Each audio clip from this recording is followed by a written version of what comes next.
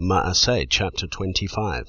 Festus therefore, having come to the province, 3 days later went up from Caesarea to Jerusalem, and the high priest and the chief men of the Yehudim informed him against Shaul, and they begged him, asking a favor against him, that he would send him to Jerusalem, making a plot along the way to kill him.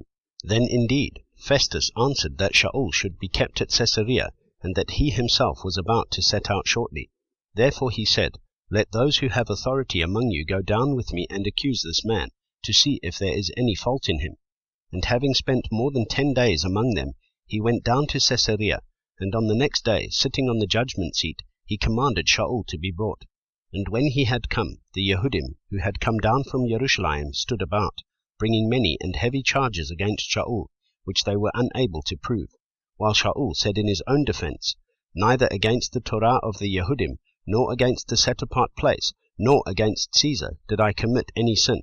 But Festus, wishing to do the Yehudim a favor, answering Shaul, said, Do you wish to go up to Jerusalem, and be judged before me there concerning these matters? And Shaul said, I am standing at Caesar's judgment seat, where I should be judged. To the Yehudim I have done no wrong, as you know well enough. For if indeed I do wrong, or have committed whatever deserving death, I do not refuse to die. But if there is none at all in these matters of which these men accuse me, no one is able to give me up to them. I appeal to Caesar. Then Festus, having talked with the council, answered, You have appealed to Caesar you shall go. And certain days having passed, Sovereign Agrippa and Bernice came to Caesarea to greet Festus. And when they had spent many days there, Festus laid Shaul's case before the sovereign, saying, There is a man here whom Felix left as a prisoner, about whom the chief priests and the elders of the Yehudim informed me, when I was in Jerusalem, asking for a judgment against him.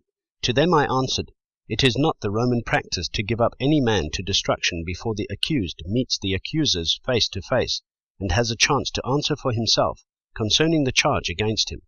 They, therefore, having come together without any delay, I sat on the judgment seat the next day, and commanded the man to be brought in. When the accusers stood up, they brought no charge against him such as I expected, but had some questions against him about their own worship, and about a certain Yeshua who had died, whom Shaul was claiming to be alive. And being uncertain how to investigate these matters, I asked whether he wished to go to Jerusalem, and there be judged concerning these matters. But when Shaul appealed to be kept for the decision of Augustus, I ordered him to be kept until I send him to Caesar. And Agrippa said to Festus, I was wishing also to hear the man myself, and he said, Tomorrow you shall hear him. Therefore on the next day, Agrippa and Bernice, having come with great show, and having entered the place of hearing with the commanders and the eminent men of the city, Shaul was brought in at the order of Festus.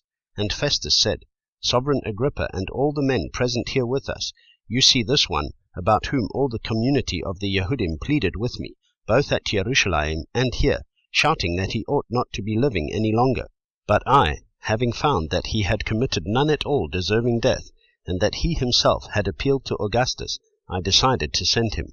I have no definite matter to write to my master concerning him. Therefore I have brought him out before you, and most of all before you, Sovereign Agrippa, so that after the examination has taken place, I might have somewhat to write. For it seems to me unreasonable to send a prisoner, and not to signify the charges against him.